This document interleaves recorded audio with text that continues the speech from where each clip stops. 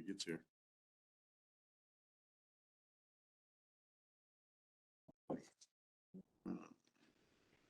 So She left a message, I'm not sure. Assembly Bill 2449, director request for remote attendance. Do we have any of those? Public comment, do we have any of that? I did not get any advance of the meeting, and I don't see any. So just kind of for question I've kind of had, and now might be a good time to ask it. Did we find out if our legal counsel still attend remotely? Randy's had a conversation. There was a three-way conversation, four-way with Allison, me, Randy, and Robert. And they took it offline. And the last two meetings, the notice has been that Robert will be attending.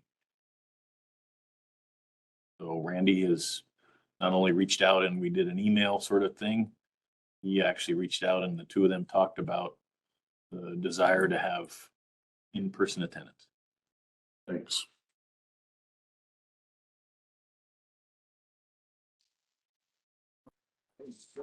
Employee benefits, health insurance. So now is the time of year when we contract through CalPERS for medical benefits for both employees and retirees. And we have a cafeteria plan, which provides a lump sum to employees to use to spread around to their health benefits and choose the plan that fits their family, spouse, family, whatever, and the type of plan. If it's funded from the general fund part from OPEB?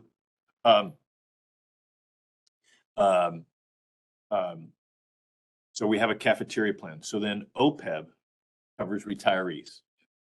And we put in a lump sum back in 2008 and let it grow. And actually 2008, 2009, they bid a big lump in 8, a little chunk in 2009, I think, and then maybe a smaller amount in 10. But the big chunk was in 2008 and then just let it grow. And we didn't ever draw on it. And about 3 years ago, we started drawing on it. And so what we do is all the retirees, we calculate their health benefit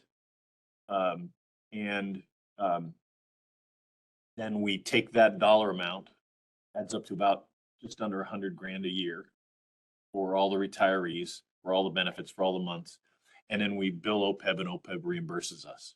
So all retirees are they get the same cafeteria amount dollar, but they usually use a lot less because our retiree medical is secondary. Second to Medicare, sure. Medicare. So usually it's, a third-ish of the cafeteria plan. I think our cafeteria plan is 2,200. Our retiree medical for a month is about 700 or so. You add up all those retirees for the retiree medical, multiply by the months. So basically, we charge our general fund, but then we reimburse our general fund. So it's a $0, but you'll see an income and an expense the same dollar.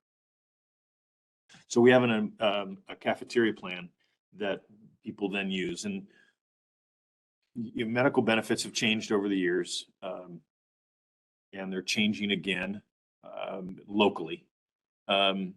Years ago, there were limited doctors on the plan, and then we've changed, and we're starting to see some of the local doctors retiring. And so it's really a constant conversation, both personally, and I hear stories, oh, my doctor's retiring. And so we're kind of going through a change in the valley about who's here and what services they can provide. And all of that's Doctors and the dentist so far. so but that's all sort of secondary. The goal, and that's always been relayed to me from the board, is that we want to provide a good medical plan for employees and their dependents so that they have the coverage they need and they're not sort of making choices. A healthy employee is a happy employee. They don't have to worry about home life. I don't want to be a distraction at work. Right. We want them to be safe. We want them to be healthy. And so kind of had a benchmark that was a mid to upper level PPO plan, so that that's how the cafeteria plan dollar was established. And what we found is over time, the PPO plans have changed in that they become more expensive, much more expensive than they used to. You used to use a PPO because you wanted a specific doctor, but the costs weren't too crazy. And the HMOs didn't provide very, very good coverage at all. Well, it's kind of flipped now. The HMOs provide decent coverage for most, health needs of our employees. And the PPOs, the 80-20 plan, the 20% can really be expensive when every time you take your kid in for, sniffly nose or anything, the dollar amounts can go through the roof. And if you ever need an emergency room visit, I think on the HMO, it's $50. An emergency room visit on a PPO can run you several thousand by the time you get the 20% of everything. And so what we see, even though we offer about 11 plans, I think,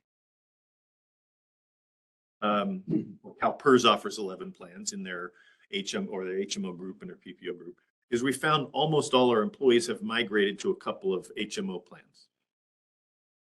Still have a couple that, for personal choices, have PPO plans. And so this time of year, we get CalPERS estimates for what the premium's going to be. CalPERS established, not estimates, what the premium's going to be for next calendar year. They go on a calendar year. All the monopoly, right? Yeah. It's not an estimate. It's here it is. Dictating. Hold on. Negotiation. And then following now in usually October, there's an open enrollment period where employees can change plans if they want to. If during the actual calendar year, they need to change them for a valid reason, there's methods to change mid-year, but not just whimsical. A child, a death, some sort of major family event is a open enrollment kind of event. But you got to choose now for next year unless you have one of those qualifying sort of things. So we'll go through the process now following this and looking at any questions for the board to ask to open enrollment for the employees. What we're proposing this year is we don't change the cafeteria plan amount. Yes, some rates went up. We had a couple more employees change to an HMO that worked for their family. I think we only have now one person that's on a different plan, and we're not really sure they're going to stay on that when the open enrollment comes. So basically, everybody gets the plan they will like, plan they need for their individual family choices and personal health choices, and the cafeteria plan still covers all of those costs. And so I think this is the third year in a row that we've been able to sort of, continue to hold the line on healthcare costs and not increase the cafeteria plan for consideration. So we're asking the board to keep it the same and go down the road another year and see how things fall out. All other aspects of the plan stay the same. The process, the cash back, we're not proposing any changes to that. We have some families. We have some younger families now, and we have a diverse workforce, and we have some singles who, don't have the same health family needs of families. But the cafeteria plan is one way to provide the benefit to people having the choice, with the caveat of the cash back, so that there's a limit on how much of that cash back can occur. Yeah. So where do you, I guess what I want to understand is, if we're not changing the cafeteria plan, are we just seeing over the last 3 years that the cash backs are getting smaller, Yes, but nobody's running a deficit? correct. And they've been able to change their plan limit, and so I think I'd have a different conversation if we had people needing certain health plans that were cost more than the cafeteria plan allowed. And I would sort of have a different sort of mindset in how we talk about it. But almost all the employees are into a plan where they're getting the health plan they need and the coverage they need, and the dollars from the cafeteria plan cover that. And so, yes, there's been some reductions in cash back, But I don't look at that first. Yes, that's a benefit. And, you know, that's part of the overall plan, but I don't start the policy discussion over how much is the cash back and are we matching the cash back from last year to this year? I think For me, it was more, is the plan covering everybody? yes, If you're still issuing cash back, Yeah. then the answer is yes. yes. And so that number has gone down. And so the, you know, when we do the budget each year, we try and, yeah, Allison tracks, and it's a HIPAA issue, but Allison tracks every individual employee, the actual plan that they've selected, the dollars amount for that premium for that employee, and has a spreadsheet that looks at the past 3 years of where they were 1 year, 2 years ago, the current year, and all of those numbers and all those plan selections. And so we sit down with that and kind of look and project where we think it's going. And that's how we come up with the budget. So this year, the approved budget with the actual changes shows a surplus of $11,000. So from a budget standpoint, we're within our budget, we're within our cafeteria plan, and we're providing everybody, you know, a quality healthcare plan for them and their families and so forth. And Allison hears them. I don't hear them all, but we're not hearing complaints about employees and health plan and doctors screwed up and I can't get reimbursement for that. Every once in a while, something goes sideways on a certain visit or something, and there's a call to the insurer to sort of connect up the dots, but we're not hearing complaints about people being able to access the plan that we're, you know, providing for them. So, you know, it's not an anecdotal thing, but we do keep track of, you know, is it working? And are there, you know, issues because of the plan level and so forth? So we can probably assume, because we can't ask people and at the data, that everybody is probably where they need to be as far as their coverage. I think so. And I'll let you. Yeah, we've had a couple of people who have switched to a lower level plan, to try it for a year. Most of them ended up being quite happy and realizing they didn't hardly have to change anything, if anything. And it was significantly less cost out of pocket. A couple of people changed back just because there were certain specialists they just couldn't live without, which is understandable. I think it has to do with our geography and how small our medical options are anyway. And I think for a lot of the doctors in this area, they have to be fairly diverse in what they take. And I actually have heard that several of the medical groups in Ojai would prefer multiple HMO plans versus PPO plans because the reimbursement is quicker and more guaranteed. And so they have less outstanding accounts from individuals. And so I think that's, you know, caused some of the shift to an HMO plan, is just because the availability of doctors prefers it or now exclusively takes it. I think the only issue that we've heard is Ojai Community Hospital and their emergency room contracts with a doctor that doesn't take, I think, several of the plans that we have. And so the out-of-pocket expense is quite high. We've been able to negotiate around that just because essentially that's sort of an odd thing to go into the emergency room and ask if your visit's going to be covered at all. Really strange. It's so strange. But we've had it happen a few times and people are like, they get this huge bill and they're like, sorry, our emergency room doctor isn't actually contracted with your plan. And then the argument, you know, in reverse is, how would I know that? And then they sort of have Our fault. yeah, exactly. Like, what does that mean to me exactly? But other than that, people have been really happy with, you know, even if downgrading a plan. I think, like I said, geography specific seems to have something to do with it. So we'll definitely keep watching that to make sure that our medical environment in the valley still, you know, is sufficient for the plans that we offer, and sort of encouraging employees to sort of navigate around that if they need to. But for right now, I mean, it seems to be working really well. So with this before the committee, really, we would take this to board, sort of have board validate this discussion and say, yes, we're going to stay, or any other discussion the board wants to have as a whole. but that would be the presentation is same conversation we've had and recommend actually validating that decision. And then we'd go into open enrollment and go through that process. Yeah, I could support it. That way. Okay. The second part, cost of living salary adjustment. So the second part is, we went, through the analysis of the CPI. We had some, a couple of years where we had some really radical changes in the CPI.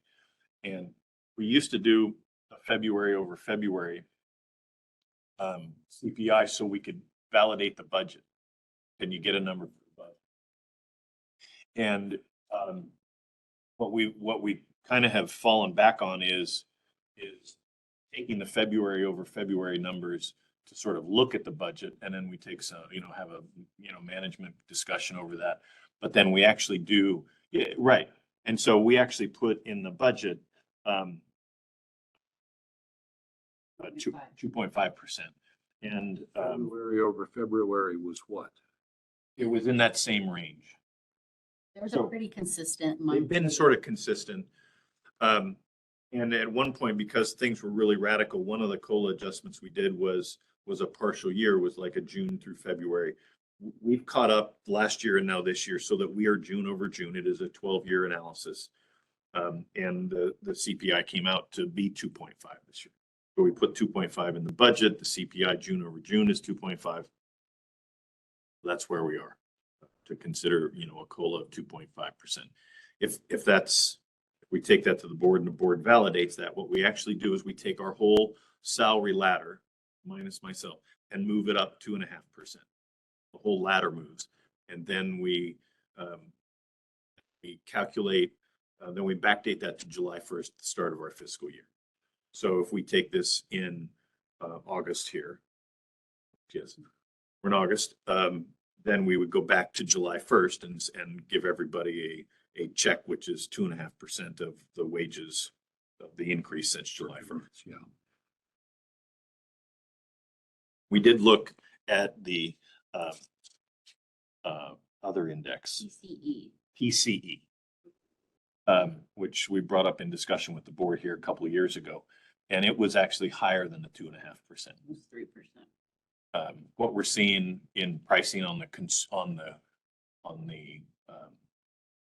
consumer side, the CPI, is less than what's going on in the commercial world, in the business world, as it relates to commodities and manufacturers sorts of indexes. That's the pressure on the district's expenses for projects. So versus salaries and milk and bread and eggs and, rent and so forth. And we're seeing that pressure on the commodities side. Not extreme like it was at all. Not unmanageable. I think the biggest challenge we continue to have is lead times on ordering things is on certain items has just gotten downright crazy. And so we're having to think ahead. If we're gonna, manhole rings and covers used to be 6 to 8 weeks. And so we could get to early in the year and in the calendar year and see which agencies we're going to pave. And we could order rings and covers in February, March when they were out to bid. And the rings and covers would be here by the time they went to construction. That doesn't occur anymore. We now have to guess way ahead of time what they're going to do the next paving season because there's not enough time. It's gone from 6 to 8 weeks to 20 weeks on delivery of rings and covers. Well, you can't wait till March and say, what is the county and Caltrans and the city going to pave, and then order them and have them installed, ready to go by August, and so we've just, certain things have just gotten pretty crazy on the lead times. But on the cost side, yeah, they're increased, but they're manageable and we can estimate them, in terms of producing projects. Some of them, no, whatever. So, Muted him. so, the CPI and again, we don't have a Ventura County We don't even have a Ventura County, Santa Barbara CPI, it's LA regional. Struggle with that as long as I can remember. They haven't changed it, you know. It's never.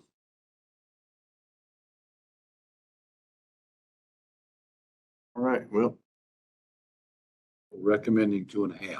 Right, the budget was presented with 2.5, so there was zero impact on it. The approved budget was adopted with 2.5 as a projection. And this is just a formalizing This is formalizing, tables. this is to formalize the rate tables and since it's a change in income, we will have to do a resolution to the board to move the salary ladder by 2.5%. Say yes, boss. let's take it. We'll take these both to the committee or to the board from the committee with just a discussion, same discussion with the actual approving documents to move forward with these items.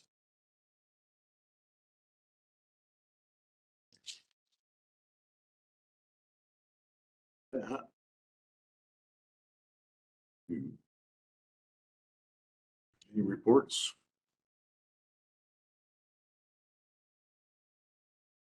General manager have anything? So we have, just on our class and comp study, we're finalizing the class side. We've gotten all new job descriptions with non-essential, essential duty structures, the metrics for what is being used to measure the employees. We have some name changes, some title changes, but we haven't downgraded any positions at all. We did a big review of the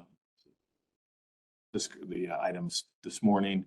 There's a couple interim steps on the ladder that we need them to finalize, but I think here in the next 2 weeks or so, we'll get those finalized. And then start working on the comp study side. It's going very well. They're very informative. They're very sharp. They've added some language to some of the job descriptions, which I think is very good. Both from a management side and an employee side, we've put in exact steps of what it takes to get to the next step. Not just a year 1, year 2, year 3, because I think so. Here's the 1, here's the 2, here's the 3, and here's what you have to do. My boss says so. And so I think it's very informative about there's advancement opportunities for everybody here, but there's specific requirements for what you have to do to achieve them. And I think it's very good. So we're working through that, but it's very positive and working well. Thank you for that. I hope that we have something that we can use more than the past surveys that we've had. I really think this is a roadmap it's not going to be perfect because, you can't project out what's the industry going to be in 20 years. But I really think it's a good roadmap for our organization as a structure. And everybody has step opportunities for a step or two. So it can be a good roadmap for 10 or 15 years. The words may change, the legalese may change, that we have to continually revise these, which I think is important every 5 years or so to make sure we're in compliance with regulations and state demanded stuff. But I think it's a roadmap for our organization for how everybody relates to each other. So I think it's a good roadmap for, like I said, 10 or 15 years. Check in to make sure we're legally correct, but I think it's a good way to look forward. Yeah. One of the major changes, I guess I'd call it, that's been going on this year with the retirements was more cross-training and people taking on duties that were outside their formal job definitions. Is that kind of flexibility coming into this new structure? Yes. So for instance, on an operator level, we have a base operator level of what the state says you have to legally do to have that certification. And that at certain steps up the ladder, if you come in as a 1, you don't have a lot of cross-training, advancement, kind of broadening. You need to go from 1. Taking orders. You're taking orders. You're a 1, you're a 2, you're a 3. At some of the upper tiers, we have lead roles and senior roles and very specific metrics of what that means. And what I find as people go up the ladder here with the next generation, anywhere, not just here, but this next generation, they want to advance. They're anxious to get more responsibilities, but they've never really been exposed to them. So for instance, today, just this afternoon, we had a big meeting with a broad CIP team. And in years past, projects appeared just because somebody else said, let's go do a project. And so what we've implemented is our CIP team to say, you guys define the project. And what do you need and why do you need it? And how are you going to get from here to there? And then I get to ask the questions. Are there any other ways to do the same project? Why are you doing the project at all? What explain to me the rationale for why you chose this schematic of a project versus that schematic of a project, and sort of teaching them how to go through the process of saying, we need to be able to do something. Plant, for instance. What do we build to do that? Why do we build that? Do we just build it because we like it? Is it just a fun little thing to have, or is it a functional thing? Where's the legal requirement for functional need for doing that? Do you know how to explore regulatory compliance and environmental compliance as you do a project? How do you learn to go from a operator just turning valves to the guy saying, let's go put in a new valve? Why did you pick that valve? Why not this valve? That other valve? And so we had a big team meeting of the group here to help them sort of assume and start doing those roles. Take ownership of the problem. I think I said you got to have some skin in the game. You did. And teaching them how to do it. They're anxious. They want to. And so there's a long process of teaching them how to do it. And there's no book. There's no book on how to learn to go from a wrencher to a kind of planner to a kind of department head to a kind of, there's no book. You do it by learning, but you do it by teaching someone in a controlled environment. So we're doing that. And I know the two of us are getting numerous people coming into our office from this next tier group. Well, how do I do this? How do I do that? Why do I do this way? How do I document this? I don't know what I'm supposed to do. I need to write a letter to so-and-so about such and such. How do I do it? And we teach them. And it's a long process. Transitioning from knowing how to knowing why. And it's a long process. This is not something I measure in weeks or months. This is something that we're going to turn around in 5 years and go, those really good people that we interviewed and brought in and thought were really good, look at who they are today. Yeah. But we already see it. I mean, there's, we're just seeing it. They're out closer to the front lines, closer to the who do I have to talk to.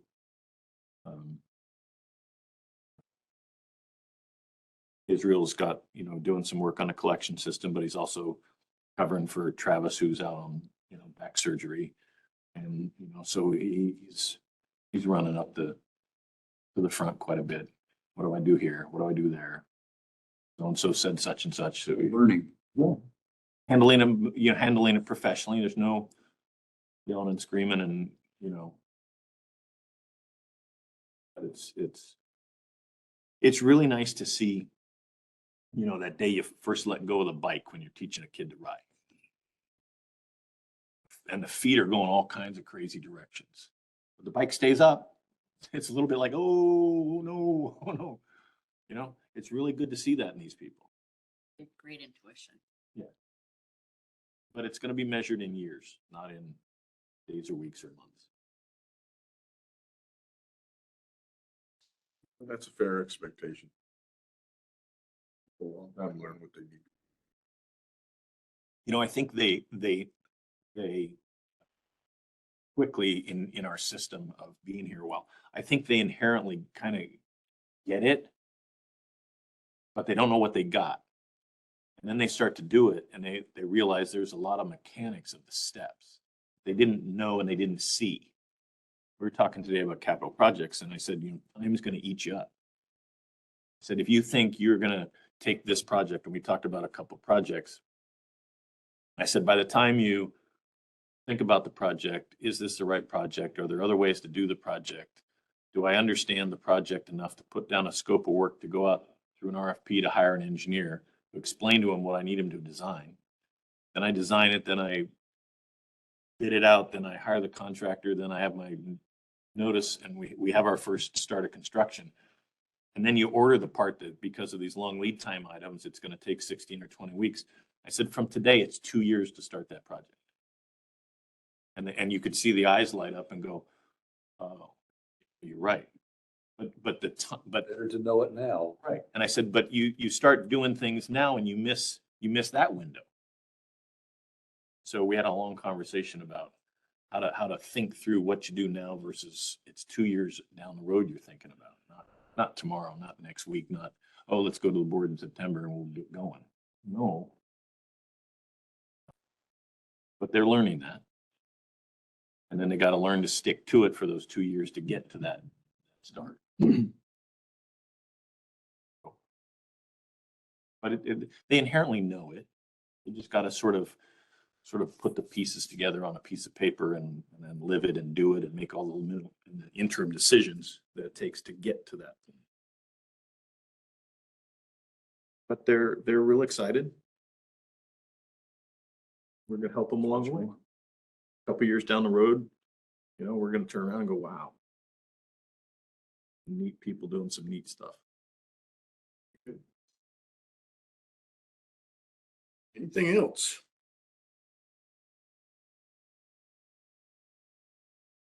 And again, at the board meeting, and I'll have the notes then.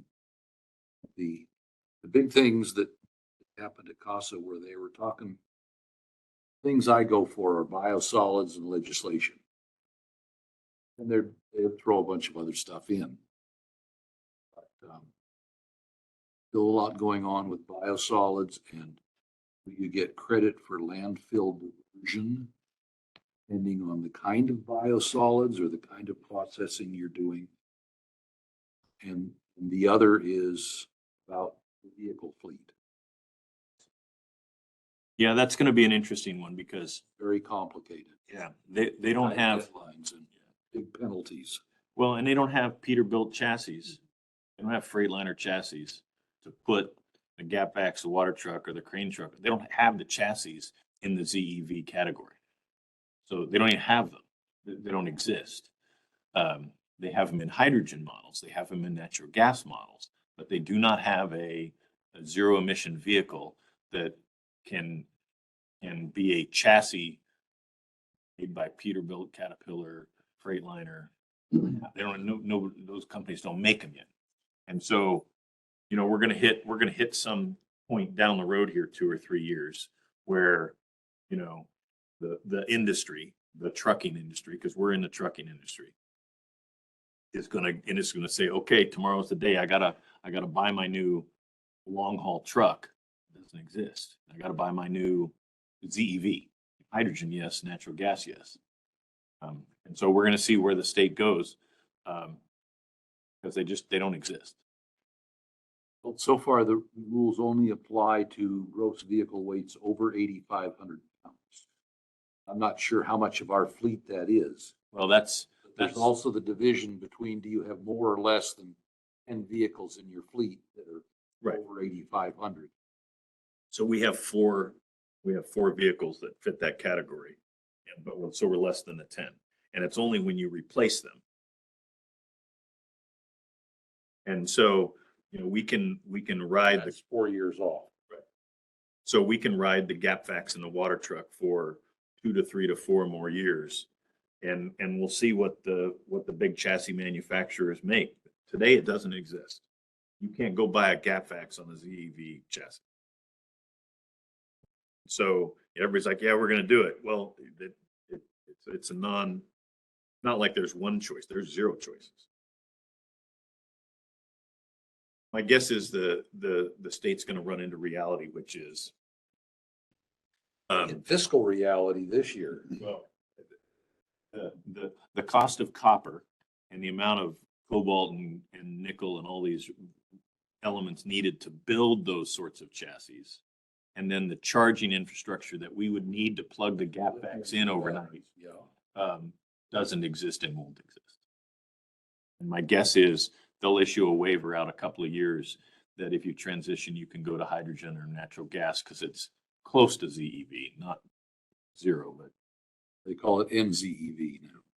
so I think our next gap vacs and water truck will actually probably be natural gas 4 to 5 years from now.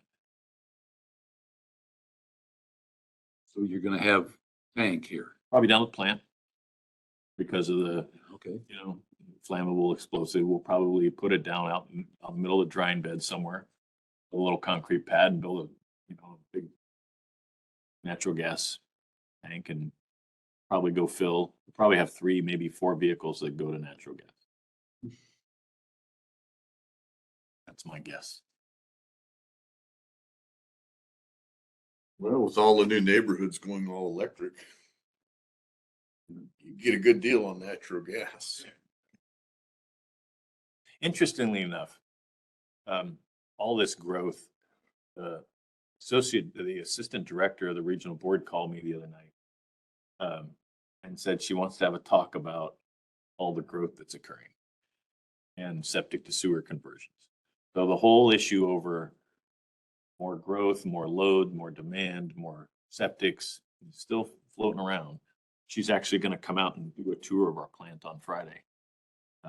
Want to see our TMDL project and just have an off the line chat. So